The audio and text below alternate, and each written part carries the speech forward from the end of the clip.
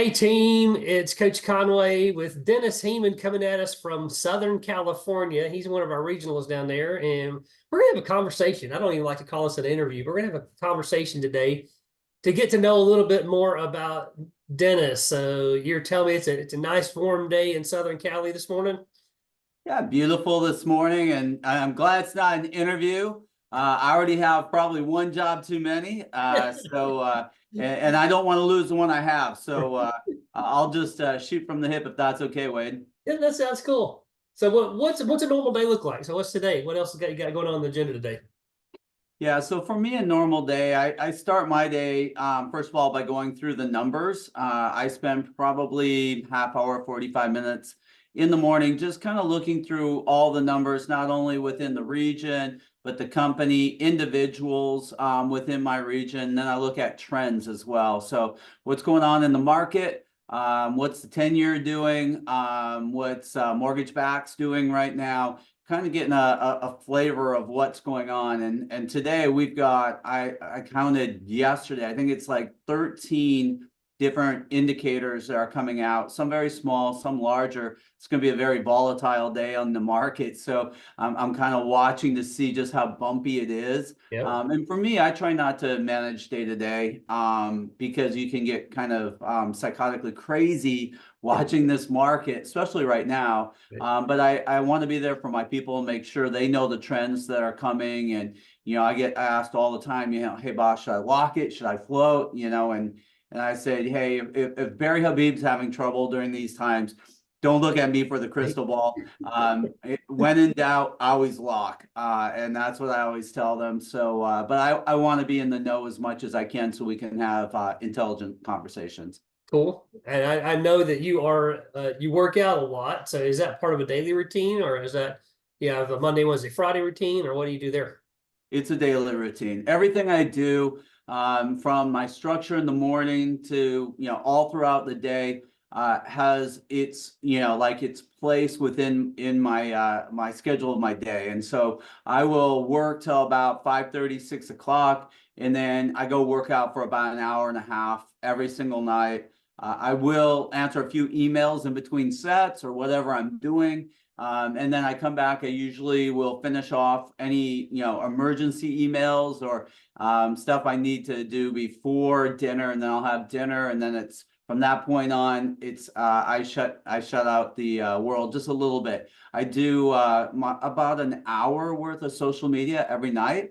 And so after I have dinner, after my workout, I have dinner, then I hit social media. And a lot of that is I've got recruiting within my social media. And this is just, building relationships, learning about people. I don't look at it as recruiting. I look at it as a relationship, Right. just like I would with my friends. So I'm in there seeing what's going on with their lives, commenting, learning. You learn a lot on social media, good, bad, and indifferent, somewhere in between all the Super Bowl hype and everything that we've been reading about Kansas City. I also find out some good information in between. So So is that kind of the discipline and the structure like that? That's something that's always been part of you, or is there something that is there a time when you could think of that wasn't really something that you did?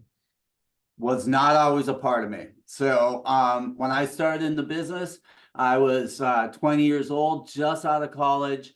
I was your prototypical salesperson. Boom, boom, boom, boom, boom. No structure. Deals half baked. Trying to get stuff to the finish line, getting stuff to underwriters, and they would be, whoa, whoa, what is going on, right? So it kind of started maybe in my mid 20s. I started to get a little bit more structure, mostly around loans and deals, so that I was submitting good packages. And then when I moved into management, I found that I didn't have enough time in my day to originate and help train people. So I had to get structured at that point. And so it's been an evolution. And so now at almost 57 years old, my day is very structured. I spend either 1 or 2 hours recruiting every day. It's literally Outlooked. I almost feel like I have bathroom breaks in my Outlook, just to make sure that everything flows properly. And what it does for me, which I found is really a great benefit, is it alleviates my stress, helps me prioritize, And, helps me be more effective. And then my people know what to expect out of me too. They know at this time I'm doing this, at this time I'm doing that. When to get a hold of me, it alleviates their stress too, because I'm very, very involved in my operation. I managed the US for about 25 years. So I was on a plane running around. Now as a regional, the last 7, 8 years of my career, I'm able to be a lot deeper, a lot more deep immersed into my operation. And I love that. Get involved with deals, get involved with mentoring, coaching at a whole different level. So I gotta have time for all that. So raising kids and coaching LOs, you got any comparison contrast from those? Kids are easier. Less ego, more willing to be mentored at times, right? But yeah, here's what I know are things are similar, because I use this analogy all the time. So, when raising my kid, I was a single father, and raising my kid, my ex had moved out of state, and he stayed with me. And so I learned a lot of lessons. One of the things that was always interesting was my kid would be how he acted at home, but when you go over to a neighbor's house, and they would be doing whatever it is that they would be doing, I would get the feedback from the neighbor. Oh my God, your kid is so amazing. He's so well behaved. He's so this, he's so that. And I'm like, how is that? He's not that way at my house. And then with LOs, it's the same. I'll hear from like managers or market leaders. I'll do some training, and they will immediately start using what I show them. And then I'll hear the manager or the market leader say, I've showed them that 5 times and they've never once done it. And you show them like in 10 minutes, it's that effect. Sometimes it really takes, a village, a tribe to all come together and reach you. And I think that's what's so great about coaching and mentoring is if you've got more people involved, sometimes you just hear it at the right time from the right person, and it clicks with you. So I think that is something that I see is I see those parallels always from raising a kid. And then you always have to keep the human equation, right? No matter how well planned out your world is, it doesn't always go as you would like it to. And I always tell people there's probably 10 ways to skin a cat, maybe more than that. But the one that will work is the one that people believe in. And as leaders, many times, because this is my 36th year of lending, many times you think, wow, I know how to fix that. I know how to do that. And you just want to take your people and lead them through. But the problem is, it may not be what they believe in. It may not be what they're passionate or what they see as the true solution. And there's usually 4 or 5 ways to do anything, sometimes more. And if you do it the way that people believe and get buy-in with, it's probably going to be more successful than what you may know is the path to getting it done. So Sounds like you've had some coaching experience, because that's exactly what I found from coaching. a ton. Yeah. Somebody asked me, how many people have you managed over your years? And I think I'm encroaching about 20,000 salespeople over the course of 36 years. I've had some big companies I've overseen, and it's the times are different, but people are very similar. No two are alike, but how you approach people and how you win as a leader and be a support mechanism, those things have stayed true throughout the years. And really different industries. I have friends in all kinds of different industries who are leaders, and they face the same challenges. It's the human element. And if you remember, you're dealing with human beings, and you try and be a good human being yourself, listen more when you speak, have a little bit of humility, learn every day. Those things will take you a long way as a leader. I love that. So it's the Never Settle for Par podcast. So I've got to do things in fours. So I've got something to take us off on a tangent. I've done a few of these before, and it's easy for a couple of mortgage guys. I've been doing this for 20 years and you for 36 to get together and talk shop about the mortgage business. But I want to know a little bit about you as well. So how about 4 things that you really, really want to do in life? So I don't know if these are in any particular order, right? But I want to travel in every state in the United States. I've been in most of them, maybe sans, maybe 2 or 3, but but when I say travel to them, go there, really learn what's going on there, meet the people. We have like 50 different countries in the US. You know, if you go to Texas, or, you know, you're up in the Northeast, or you're in Washington, and heavens knows for sure, California, you're like in different countries. And one of my goals is to do, to be able to travel to a state. And when I retire, which I'm retiring at 67, I have a very specific plan for that. When I retire, we're going to travel every month. I talked to my financial advisor about our plan to do that. And then second thing I want to do is travel outside the US every quarter.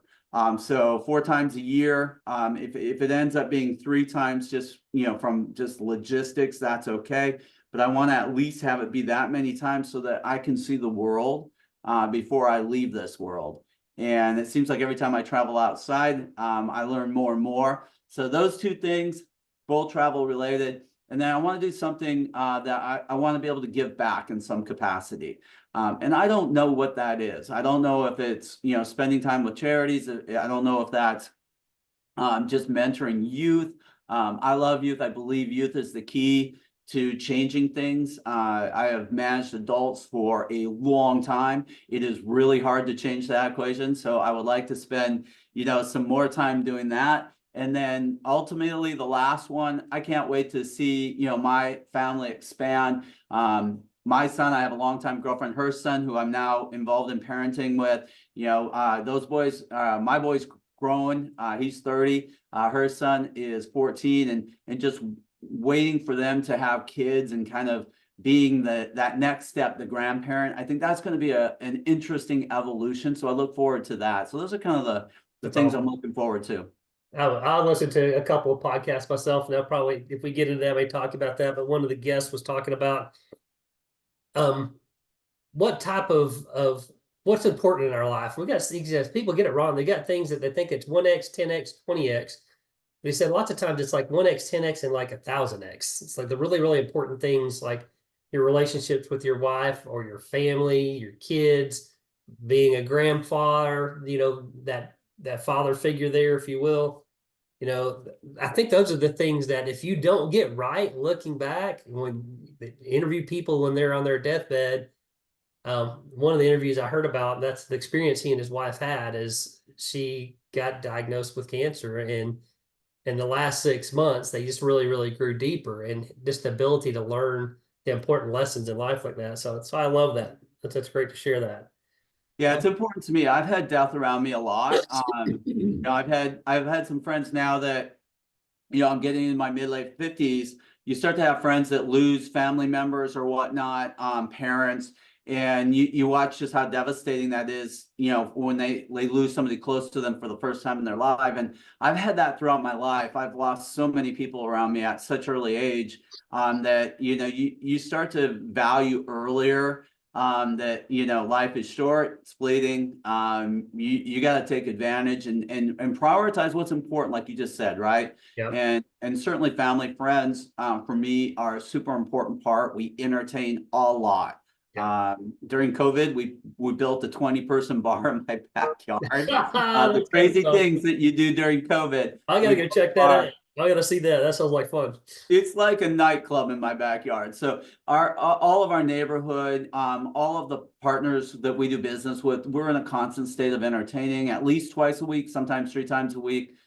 So friends and having people around me is super important. And so those connections, like you said, it's what you should really value. And I'm trying to do that. The more older I get, the more I'm trying to do that. How about 4 things that you're still doing that it's just like it's absurd that I keep doing that? So maybe it's a quirk or a habit or just a little bit of looking underneath, you know, Yeah, I don't know if I can. I don't know if I can get to 4, but I'm going to try. One of the things is in the gym, I still act like I'm, you know, 18 years old in the gym. So when you get me in there, if I'm there and there's, you know, a younger guy, and now you're starting to see, you know, a lot of powerlifting females in the gym as well, right? So there's a lot of strength all around me. And so as a 57-year-old guy, I'll see somebody maybe lifting 50 or 60-pound dumbbells, and I'll have to go just get 5 pounds more than they have, just to make sure they remember I may be one of the older dudes in the gym, but I'm still gonna school you I can just a hate. little bit. Yeah, that's one thing. The other thing is I have an e-bike and I live down at the beach. And so e-biking is like a real thing. And you see mostly a lot of 12 to 15-year-olds like flying down the street on these e-bikes now. I'm one of them. Yeah, So I'm the 57-year-old, 14-year-old flying down the street on an e-bike going 30 miles an hour. that's awesome. I'm sure someday that is going to catch up to me. It has not yet. So that's something else I still can't believe that I'm doing. And then something that I was doing that I haven't been doing as much is surfing. I figured that was something I would be continuing to do out into my later life. And what I found is the older I get, the less tolerant I am to cold water. And it's very So you're cold not a in Southern fan of the California. cold water plunge that everybody's doing right now? No, no, you get me to Hawaii or you get me out in the East Coast or down in the Caribbean, and I'll be in the water all day long. I could live on top of a surf or a sailboard, but in California, just going knee deep in the water, my knees are knocking. And so no, you're not going to see me do a cold plunge at all. In fact, as at my desk right now, you can't see it, but literally within 4 feet of where I'm standing right now is a very large heater blowing warm air on me, and it's 60 degrees outside. I'm in the Southern California, so. Four things that have had the most impact on you. These could be people, books, experiences. What's impacted you the most? Yeah, I'm going to start with probably the largest impact. It's a funny story. I've told it before. So if anybody who knows me is watching this in the future, I apologize because you've heard this story before. But when I was 16, I was having a birthday party, and my mom, I had all my friends over. My mom threw a big birthday party for me. She invited everybody over. It was like a surprise, but not. And so everybody's over. And we're having a great time. And my mom takes and grabs me, pulls me over the corner of the room, and she has this look in her face like she's going to say something profound. And my mom's very smart. And so I'm ready. I'm leaning in, right? And she goes, "Look around this room." And what I thought she was going to say is, "Look at all these people here to celebrate your birthday with you. You should be so proud," right? That's not what she said. So she said, "Come over here." I came in the corner and she goes, "Look out all over here." She goes, "In a room like this, you're probably not the smartest guy in the room. In fact, you're probably not in the top 5 or even maybe even the top 10. I'm like, "Wow, Mom, where are you going? It's my 16th birthday. What are you saying to me?" She goes, "But within a room like this, there's always somebody smarter than you at something. And you will be always the most successful if you surround yourself with people that are smart at something and you step back and you allow them to be smart at what they're at. That will always make you look like the smartest guy in the room." And I was like, whoa, that was probably, you want to talk about some of the most profound statements A big that nugget somebody for a could say. 16-year-old, right? Yeah. And you know what? I took it to heart. Obviously, I'm talking about it. God knows how many is it, like a half a century later. I'm talking about this. And so it was definitely a big, influence. I think about that all the time. My father was a huge influence on me. He was a man who said very little. My mom is very good, you get her in a room, she'll meet everybody, know everybody in seconds. 4'11", Spitfire. My dad, just the opposite, very quiet, very much a wallflower, very cerebral, super smart, electrical engineer, and the hardest working guy you'll ever imagine. He always put family first. He always made sure all the bills were paid, that everybody was taken care of way before him. In fact, my mom didn't buy stuff for him like clothing. He wouldn't buy anything. He was always everybody first. He was last in line, and he worked really, really hard and never asked for anything for it. That selflessness is something that I've never had to the extent that I wish I had it, but I am always reminded of it from my father. So I think that's something that I take and carry with me a lot. I also had a mentor, Steve Brown. Early in my career, I've had some mentors. The last couple of things I'll talk about will be my mentors. One, Steve Brown. They called him Downtown Steve Brown. We were rocking the mortgage world when we were all together. There was like 4 of us. And it was just when household finance was kind of becoming a thing, and it was subprime mortgages before subprime mortgages even exist. It was a finance company. Right. So these aren't government backed, these are self-generated mortgages. And he taught me just how to have fun, how to care about your people, how to put your people first, how to build a team, how important team is. And like as a leader, I learned so much from him. On just how to get up every day and just enjoy this business. And I do, even in the roughest of years. And boy, 2023 was the roughest of years. You can ask the people I support, get up every day loving this job. Yeah. And I love them and I love the job. And a lot of what I am, he taught me about. And then the last thing I was getting promoted. This was a lot of years ago, but I was getting promoted to more of a senior level position. It was like a director position, but I was quite young. I was 28, and it was going to be about 106 office locations. So I was young for that amount, and I was with the president of a company, and he was watching me. He was spending a couple days with me to make sure he was going to promote somebody this young into a role that he wasn't gonna, shoot himself in the foot by doing that, right? And so he was watching me. I was running around in this big, large office doing everything. I remember him walking over to me, grabbing me by the scruff of the shirt. This is back when we wore suits. He pulled me into the corner and he said, "Stand in this corner and don't say a thing."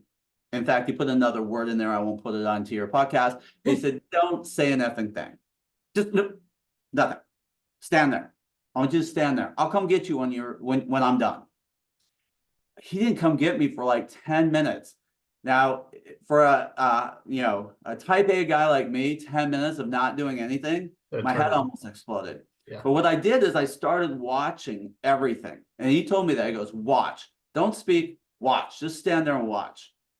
And so I sat there and I watched the entire office for 10 minutes. It was really hard. He came back, he grabbed me, took me in the back room, and he said, "What'd you see?" And I told him like 10 different things I saw in the office.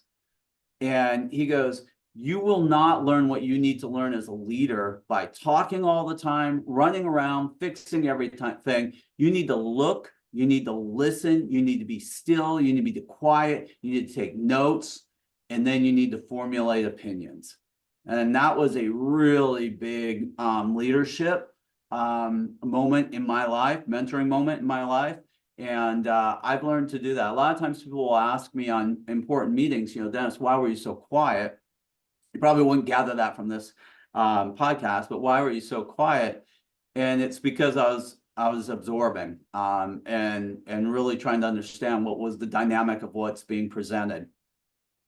I love that, and I talk about that with folks that I've coached, and I've noticed it. Listening is a superpower. People just don't get listened to a lot. Yep. Yeah, my mom used to scream at me all the time, "Your ears don't work when your mouth is moving that fast." So how about books that have impacted you or that you would recommend? Yeah, it's funny because I beat up books. I have I wish I could take this and Turn it around. It show you, yeah, like I have a few over here that are important to me. There's maybe 15 there that out of all the ones. I always ruin them. I ruin all my books that I had in college. So Right. you know how when you had college books, then you go sell them back. Right. I would buy the book for $300 and be able to sell it back for like $8 because I had highlighted everything, put notes all over it. My mom would always be so upset because I do that stuff. I still do that. We've got 4 different highlighters over here with different colors, so I'm guilty. Right now, a big one for me recently is EOS life. And I've been living the EOS life. We got a little bit of that here at the company. I had a little bit of it before, but got a lot of it here at the company.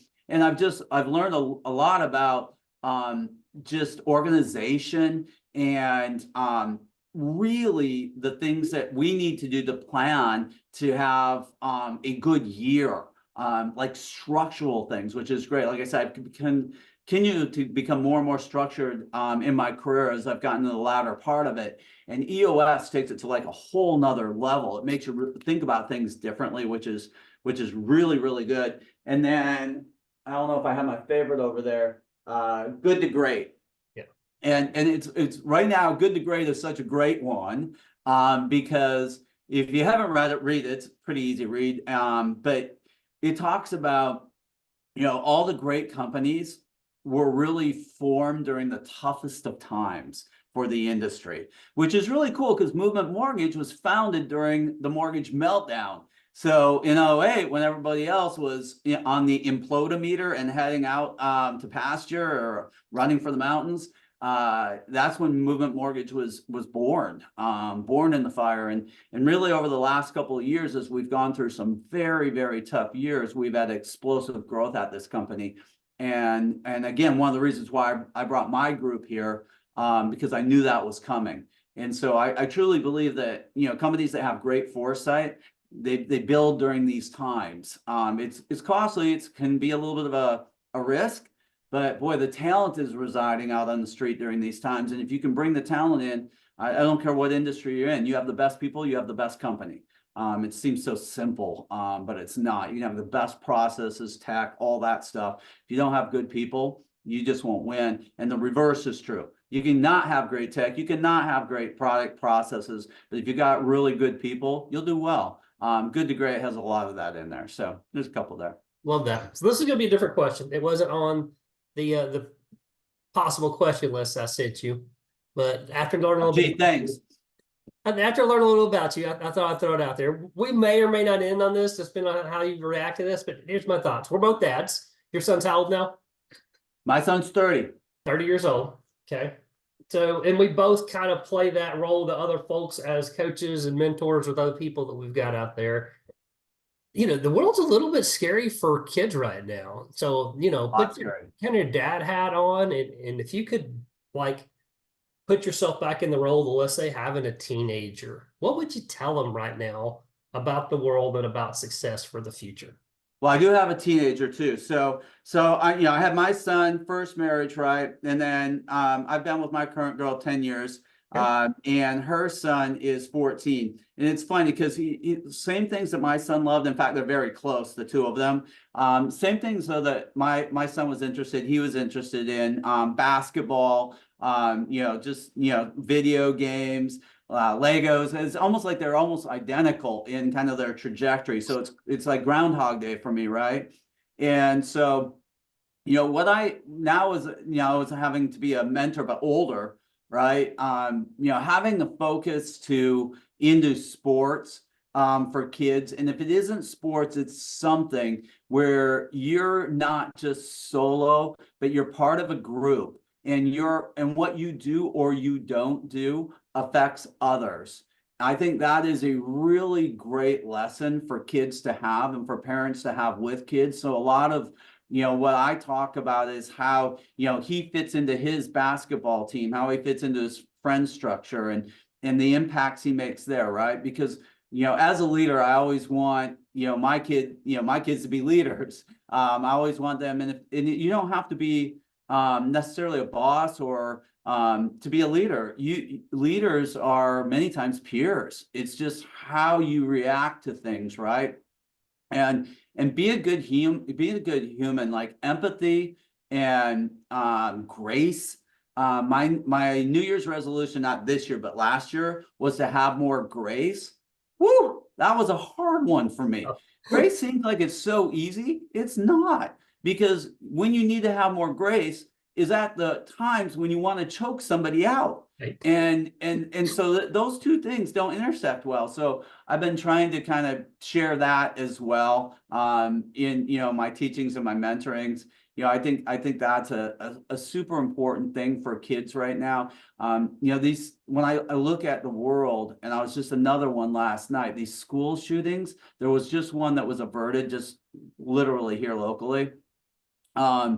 These kids, they just, the anger, like the lack of that grace and empathy, and just how do you deal with all of these feelings, right? It seems like as a kid growing up, around me, I had 3 friends around me commit suicide, right? And suicide was a real thing. From about 13 through college, I was in Utah, and suicide rates there are very, very high, highest in the country.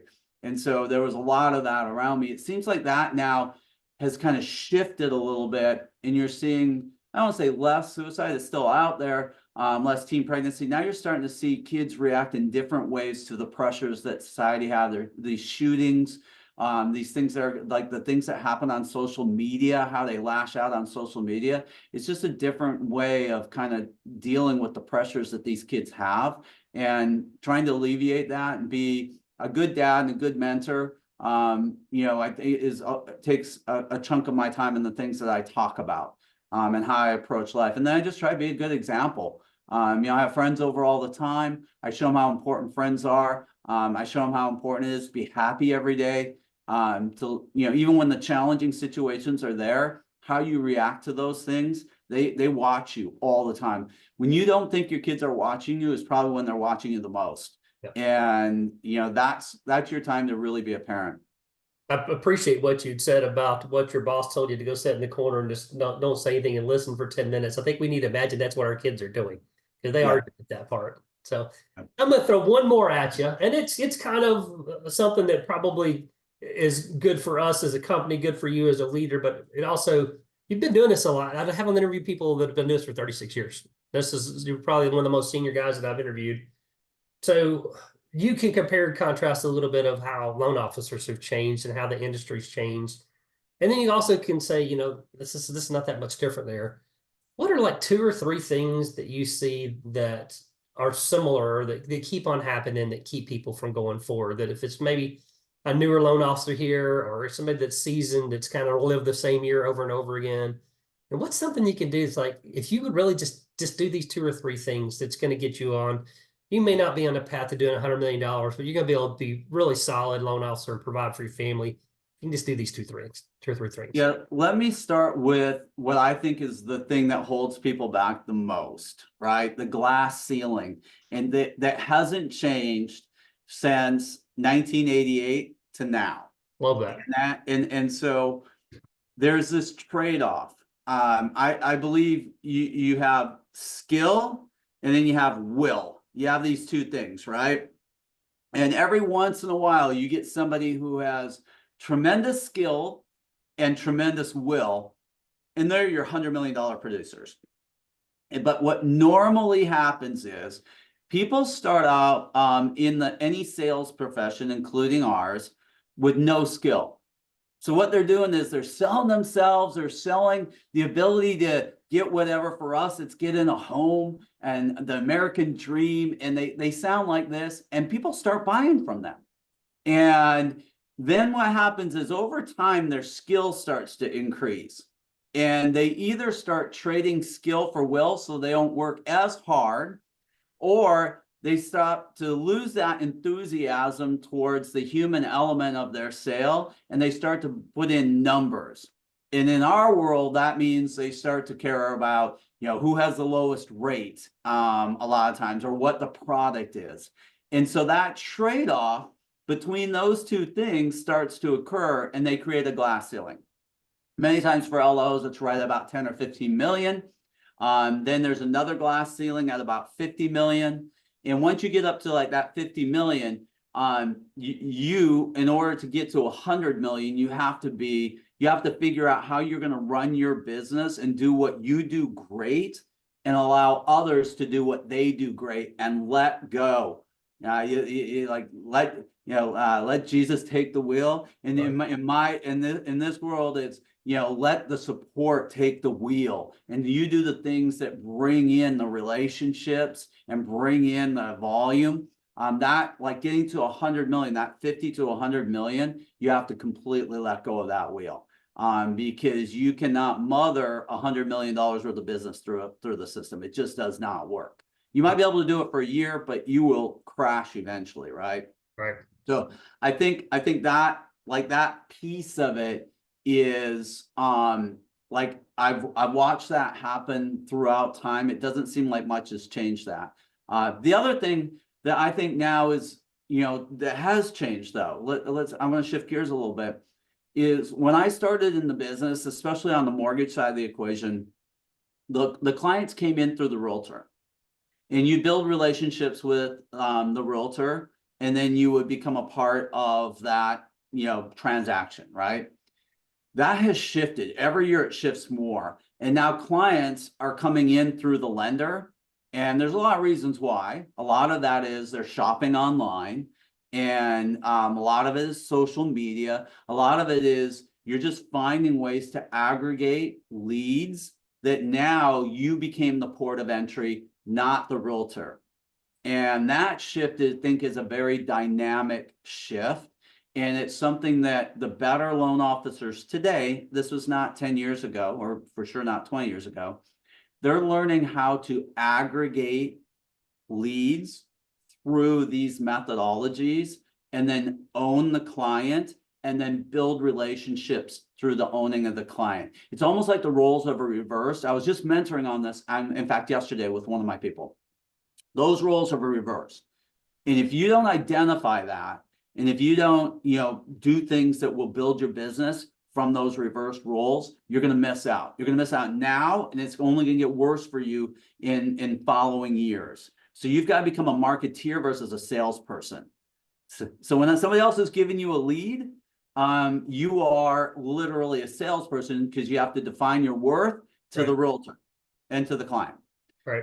But when you're aggregating leads, you're a marketer. So how do you aggregate? So that's where the world, I think, has changed a lot.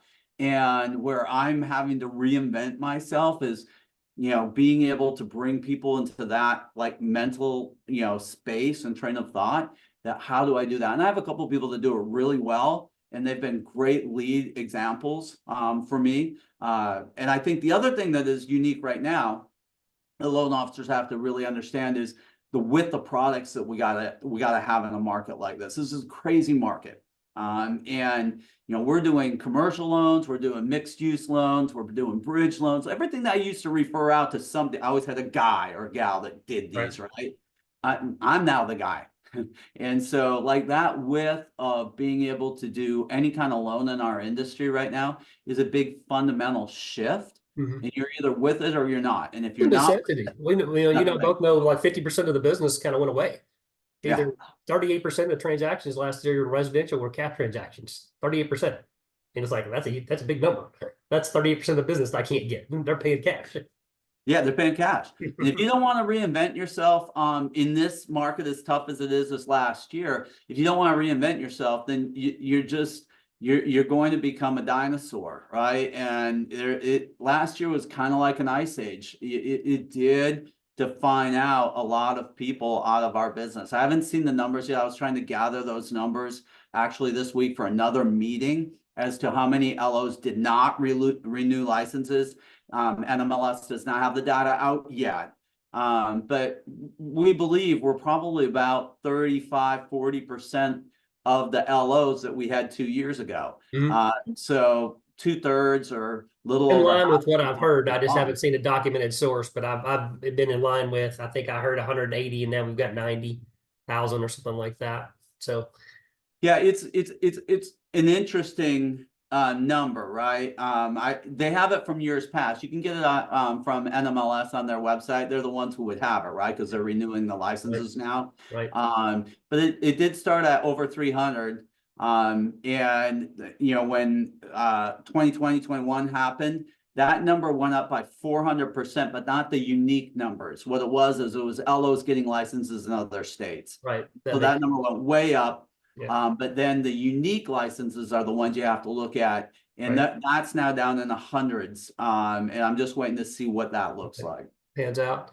So I'm going to finish with a softball. What are you looking forward to the most this year?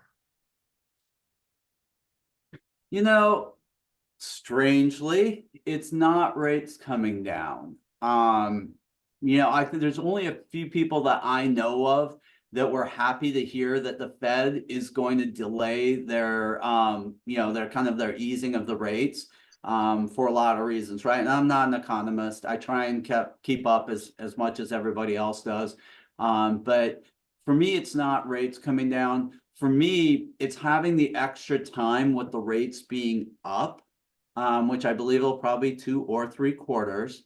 And having that extra time to work with my people on builder, on reverse, on non-QM, on how to build relationships and sell in this environment up rates, right? So you have to be a very sophisticated loan officer to be able to sell a $2 or $3 million mortgage in today's world, because that payment at 8% is astronomical.